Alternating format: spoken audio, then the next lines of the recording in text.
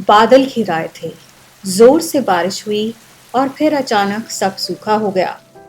मौसम बदल गया था। बदलते मौसम के बाद सब और सुंदर हो गया। सफेद फूलों से सजे रास्ते पर चलते चलते, हवा में घुली महक को महसूस करते हुए, नीला सा आसमान, आसमान पर रंग बिखेरती सूरज की किरणें, हल्की सी धूप की परछाई के साथ चलती एक उम्मीद। उम्मीद आंखों की चमक बन गई, चेहरे पर मुस्कान बिखर गई।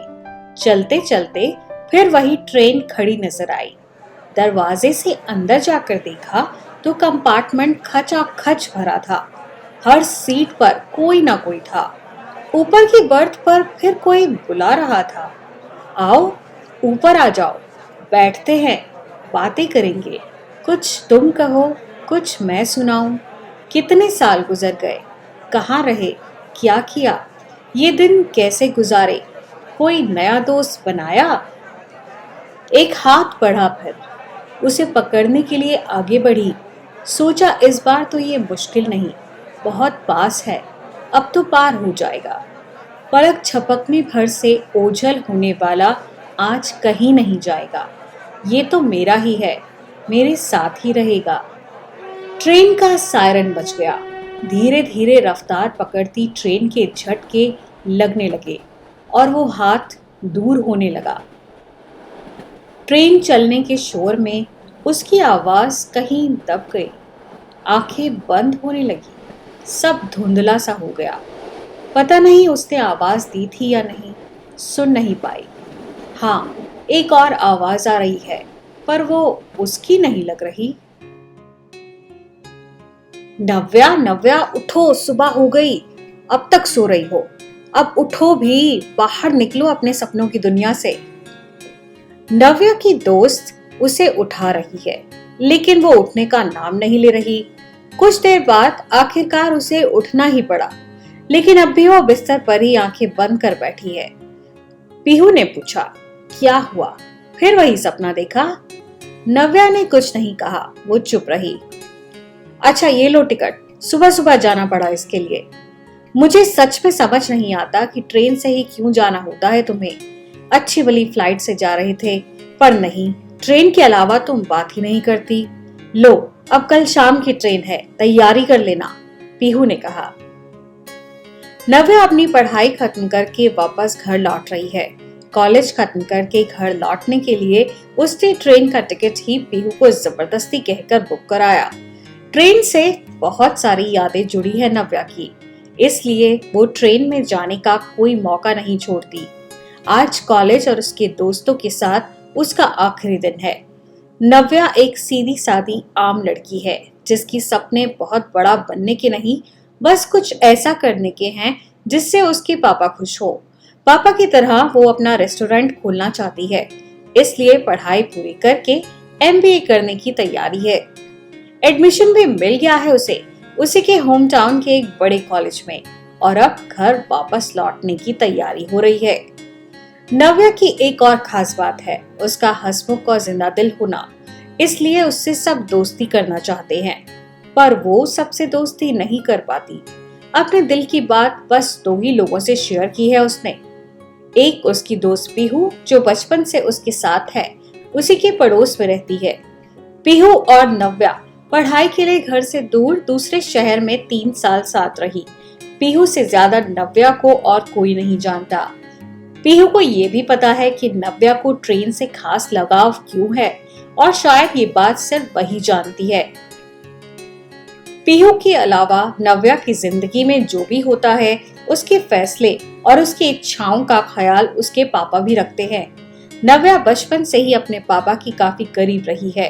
अपनी छोटी या बड़ी कोई भी बात हो, अपने पापा से जरूर शेयर करती है। अपने घर वापस जाने के लिए इसलिए और भी खुश है, क्योंकि अब वो फाइनली पापा को उनके काम में मदद कर पाएगी, उनके साथ रहकर सब सीख पाएगी। दिल्ली जैसे बड़े शहर में छोटा सा लेकिन पॉपुलर रेस्टोरेंट है नव्या के पापा का, जो उन्होंने 12 साल पहले खोला था। नव्या और उसका परिवार तब यहाँ शिफ्ट हुआ था। स्कूल के बाद आगे पढ़ाई के लिए नव्या और पीहू शिमला गए थे, और अब वापस लौटने का समय हो गया है। पीहू के काफी जोर देने पर नव्या ने पैकिंग पूरी करने के बाद शाम को पार्टी में जाने के लिए हाँ कर दिया। वही पार्टी जो उसके दोस्त दे रहे हैं, क्योंकि सब अलग हो रहे हैं और सबके साथ ये उनका आखिरी दिन है। नव्या को ऐसी पार्टी बिल्कुल पसंद नहीं। उसे बंद कमरे में शराब पीकर नाचते गाते लोगों से अच्छा लगता है कहीं बाहर खुले आसमान के नीचे घूमना। पर उसकी तरह सोचने वाला अब तक कोई दोस्त उसे कभी मिला ही नहीं।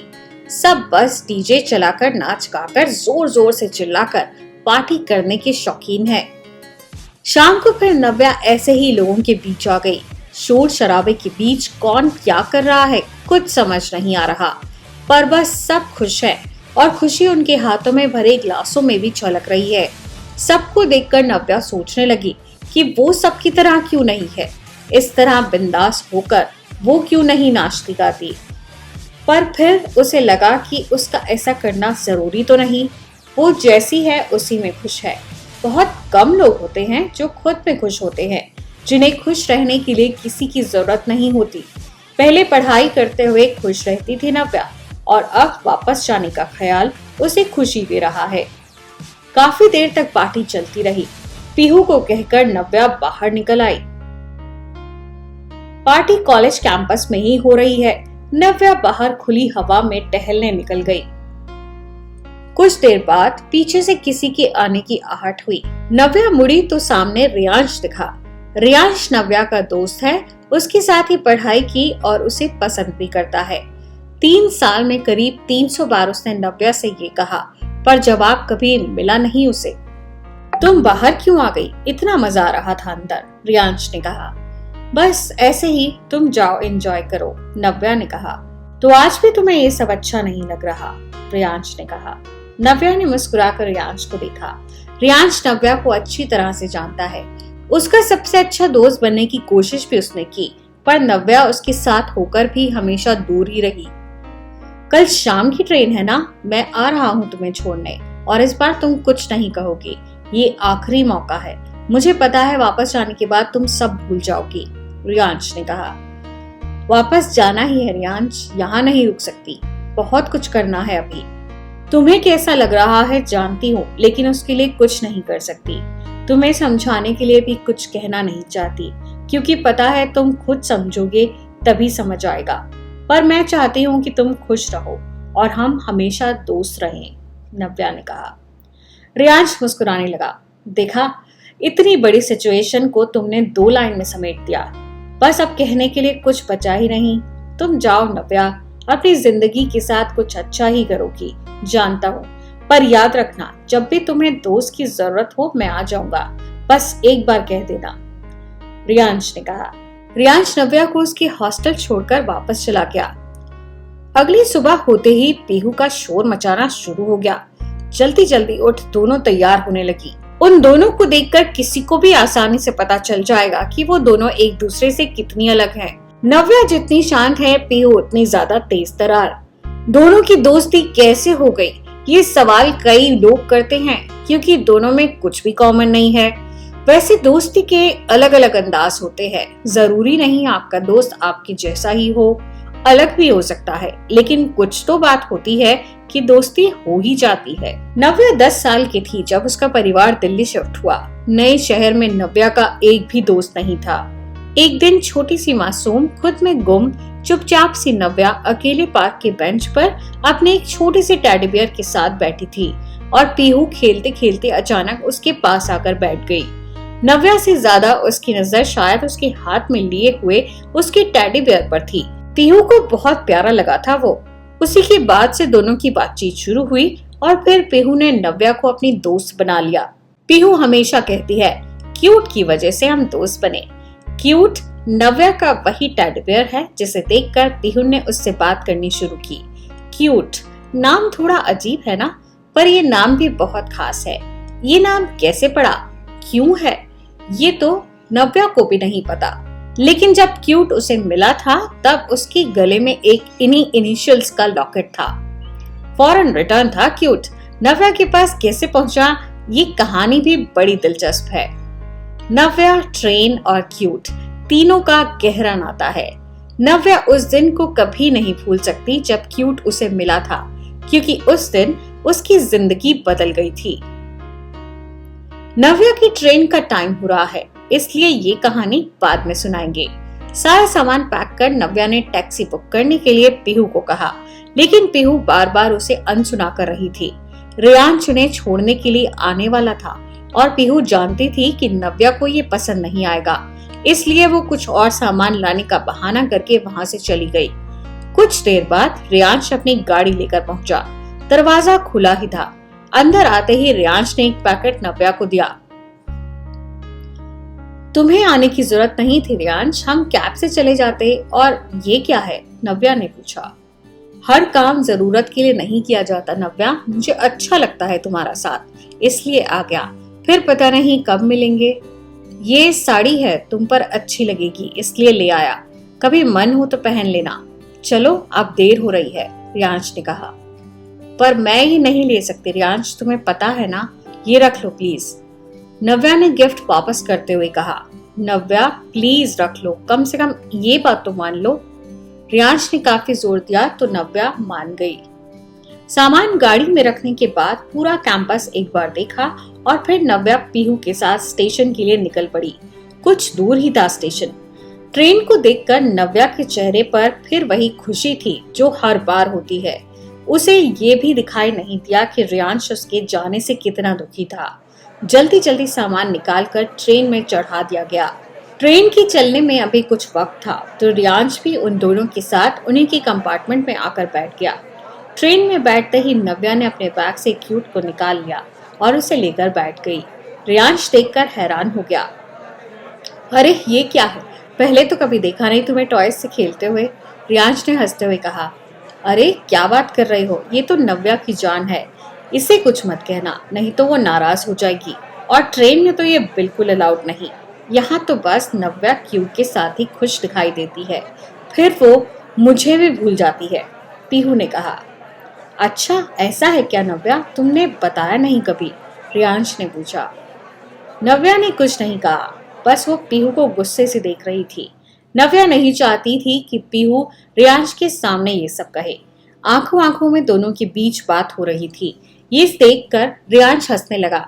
ओके ठीक है, मत बताओ, पीहू पर नाराज मत हो नव्या, जब तुम्हारा मन हो बता देना। मुझे लगता है ट्रेन चलने वाली है, मुझे जाना चाहिए, रियांश ने कहा और वहां से जाने लगा।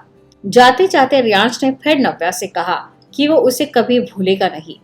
रियांश ने अपनी बात कह दी और ट्रेन ने चलना शुरू कर दिया। नव्या रियांश को देखती रही और सोच रही थी कि ऐसा क्या है जो रियांश को इतना परेशान कर रहा है। उससे तो कभी ऐसा कुछ कहा नहीं जिससे रियांश ने इतना कुछ सोच लिया।